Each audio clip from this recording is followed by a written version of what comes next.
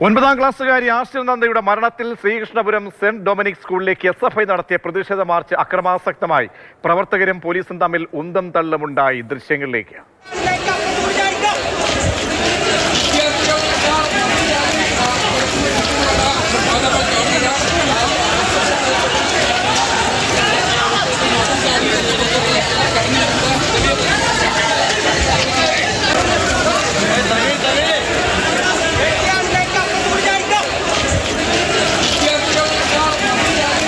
Google VS ചേരുന്നുണ്ട്. Google, സ്കൂളിനെതിരെ ഒരുപാട് ആരോപണങ്ങൾ ഉയരുന്ന സാഹചര്യത്തിലാണോ SFIയുടെ നേതൃത്വത്തിൽ ഇപ്പോൾ പ്രതിഷേധ മാർച്ച് നടന്നത്?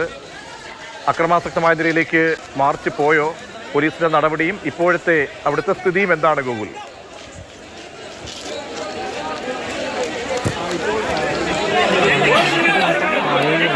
SFI പ്രവർത്തകർ പ്രതിഷേധവുമായി എത്തുകയും തങ്ങളുടെ പ്രതിനിധികളെ കയറ്റണം എന്ന് ആവശ്യപ്പെടുകയുമായിരുന്നു. അതിനെ തുടർന്നാണ് ബാരിക്കേഡ് തള്ളി കടക്കുകയും നിരവധി വിദ്യാർത്ഥികൾ SFI പ്രവർത്തകർ മതിൽ ചാടിക്കടന്ന് സ്കൂളിനകത്തേക്ക് കയറുകയും ചെയ്തപ്പോൾ അതിനുശേഷം പിന്നീട് പോലീസുമായി സംസാരിക്കുകയും ഇതിനൊരു പ്രശ്നപരിഹാരത്തിനായുള്ള ശ്രമം, ഒരു അനുരഞ്ജന ശ്രമമാണ് ഇപ്പോൾ പോലീസിൻ്റെ ഭാഗത്തു നിന്നുണ്ടാകുന്നത്. അതേസമയം തന്നെ നിരവധി രക്ഷിതാക്കളും ഇവിടെ ഈ സമീപത്ത് നിൽക്കുന്നുണ്ട്. നിങ്ങൾ കുറേ നേരമായോ വന്നിവിടെ നിൽക്കുന്നത്?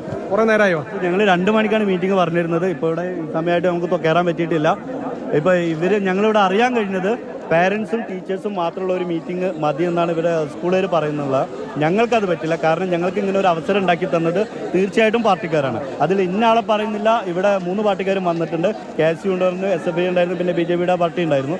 അപ്പോൾ ഇതിന്ന് 3 പേരിൽ കുറച്ച് 3-4 പേരെ ഞങ്ങളുടെ കൂടെ അയച്ച്, ഞങ്ങളുടെ പാരൻസിൻ്റെ കൂടെ അയച്ച് 3 പാർട്ടിയിൽ നിന്നും 3-4 പേരെ ഞങ്ങളുടെ പാരൻസിൻ്റെ കൂടെ അയച്ച് ഈ ഒരു മീറ്റിംഗ് അതിൻ്റെ സമാധാനമായിട്ട് അത് ശരിയാക്കി തരണം എന്നുള്ളതാണ് ഞങ്ങൾക്ക് ഇവിടെ പറയാനുള്ളത്. കുറേ നേരം വന്നിവിടെ നിൽക്കണം.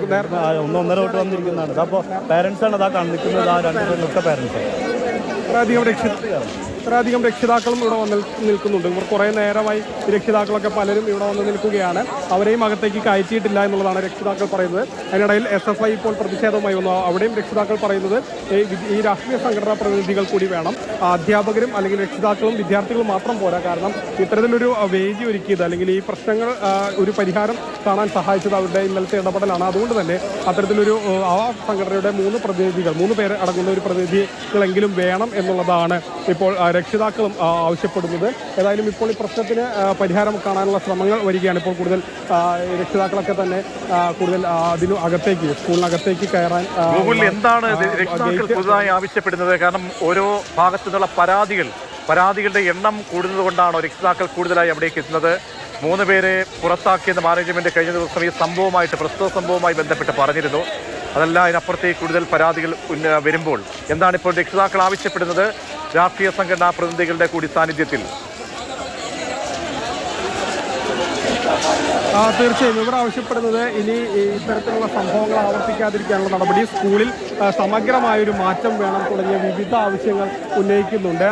കാരണം ഈ ഒരു പല പ്രശ്നങ്ങളും ഇവിടെ ഇത് ആദ്യമായിട്ടല്ല, പല പ്രശ്നങ്ങളും ഉണ്ടായിട്ടുണ്ട്.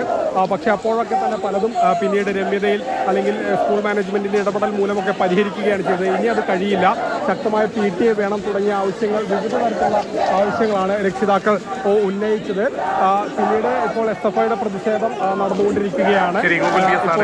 നൽകിക്കൊണ്ടിരിക്കുന്നത് പാലക്കാട് ശ്രീകൃഷ്ണപുരത്ത് സെന്റ് ഡൊമിനിക് സ്കൂളിനെതിരെ വലിയ പ്രതിഷേധമാണ് ഇപ്പോൾ വിദ്യാർത്ഥി സംഘടനയുടെ ഭാഗത്തുനിന്നും ഉണ്ടായിരിക്കുന്നത്.